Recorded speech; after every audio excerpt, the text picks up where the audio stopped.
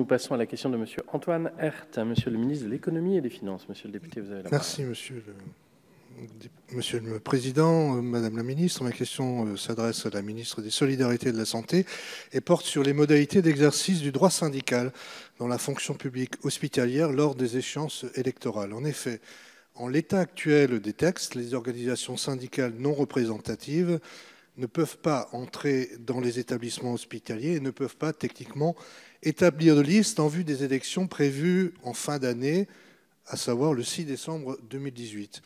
L'article 4 du décret 2012-736 du 9 mai 2012 autorise certes ce syndicat à venir pour tenir une réunion d'information 6 semaines précédant le jour du scrutin, à savoir la semaine 43.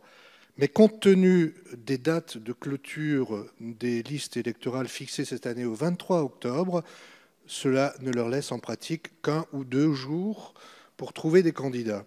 Vous conviendrez que l'obstacle est particulièrement difficile à franchir. De fait, il est impossible à ces syndicats d'établir des listes et par conséquent de pouvoir se présenter aux élections. C'est une question d'équité, évidemment, qui se pose quant au traitement des différents syndicats, aussi afin de garantir la diversité syndicale et, si vous me permettez l'expression, une forme de respiration dans la pluralité. Je vous interroge s'il ne serait pas souhaitable de desserrer cette contrainte de calendrier afin de donner un délai supplémentaire à l'ensemble des organisations syndicales pour entrer dans les établissements afin de préparer ces élections. Merci. Merci, Monsieur le député. La parole est à Madame la secrétaire d'État auprès du ministre de l'économie et des finances. Madame le ministre. Merci, Monsieur le Président, Mesdames et Messieurs les députés. Monsieur le député Herth, la ministre des Solidarités et de la Santé vous remercie de votre question et souhaite faire le point sur les élections professionnelles dans la fonction publique hospitalière qui se tiendront le 6 décembre prochain.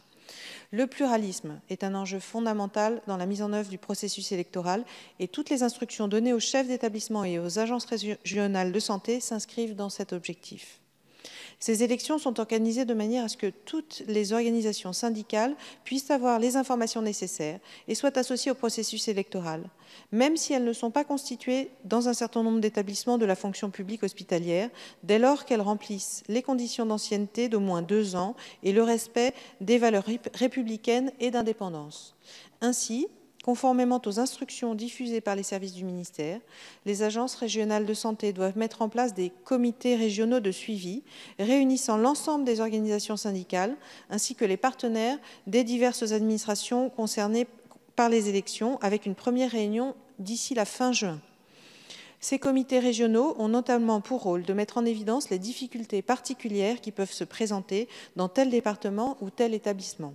Ils visent également à communiquer la liste des établissements, notamment les plus petits, aux organisations syndicales. Dans ce même esprit, les instructions ministérielles incitent très fortement les établissements à constituer des comités locaux de suivi des élections, pilotés par le chef d'établissement et associant toutes les organisations syndicales pouvant se présenter aux élections, y compris, bien évidemment, celles n'étant pas représentées à ce jour dans l'établissement.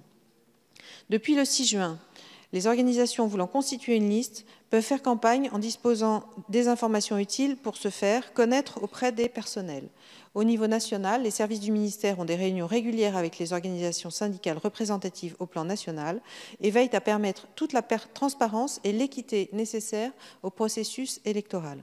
Ces échanges nationaux visent en particulier à identifier et à corriger toute lacune départementale ou régionale en matière d'information. Je vous remercie. Monsieur le député. Merci pour ces éléments d'explication. Je souscris évidemment à la démarche qui a été initiée par la ministre, en particulier la création de ces comités au sein des ARS. Cependant, la loi étant ce qu'elle est, il me semblerait utile de réfléchir à une correction du décret que je citais.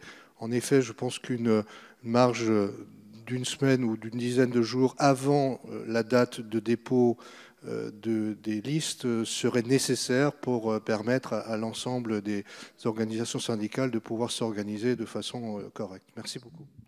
Merci, monsieur.